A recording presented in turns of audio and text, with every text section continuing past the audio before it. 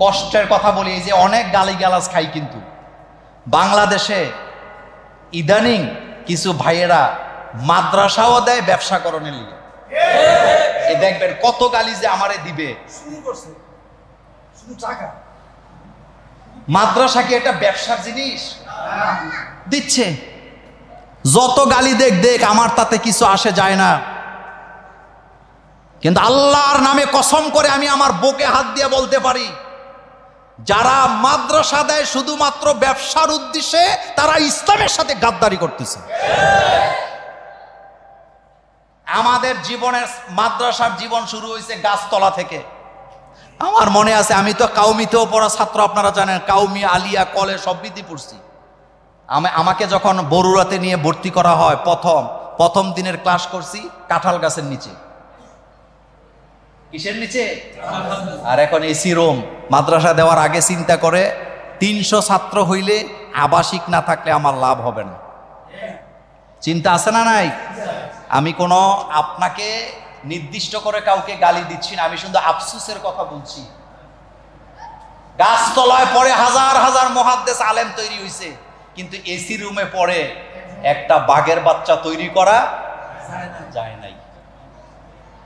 এদেশের মুহাক্কিক আলেম দায়ী যারা ছিলেন, আপনি খবর নেন কোন এসিতে তারা লেখাপড়া করছে। ভাত খাইতে ভাত পাইছে না।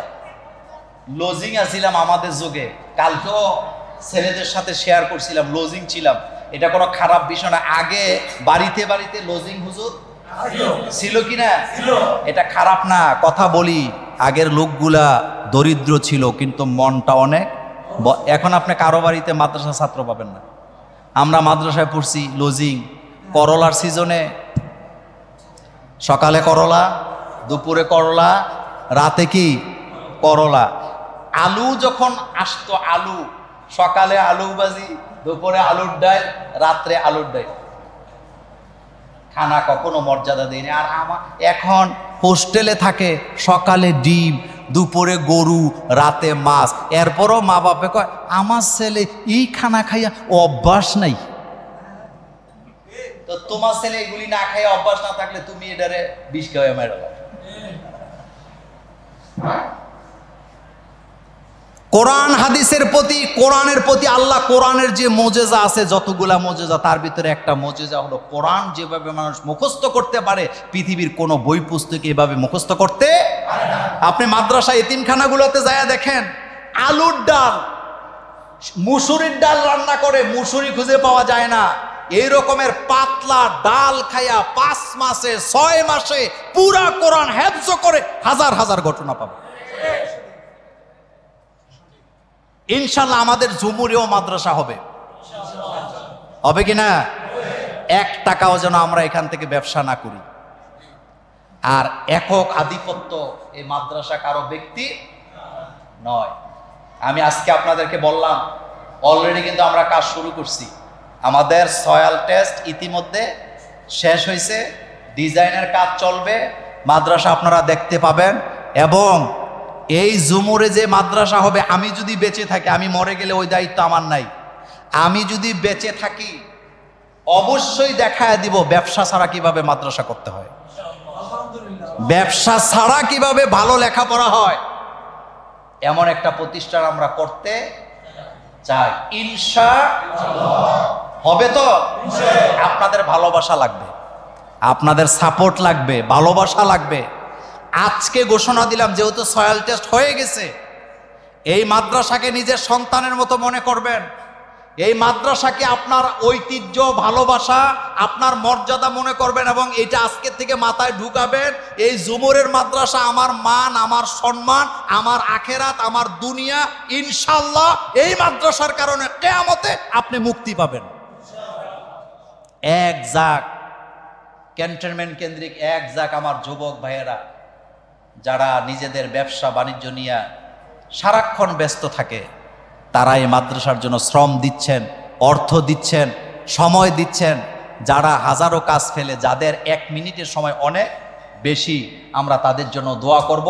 আজকের থেকে আমরা এই দোয়াটা যেন 5 ওয়াক্ত নামাজে ভুলে না যায় যে আল্লাহ আমাদের ঝুমুরে আপনি এমন একটা প্রতিষ্ঠান আমাদেরকে দান করেন, লোকেরা যেন আমাদের প্রতিষ্ঠানের উপমা দেয় যে তোমার বাচ্চা, তোমার ছেলে, তোমার মেয়েকে অমুক জায়গায় দাও, ভালো লেখাপড়া হবে।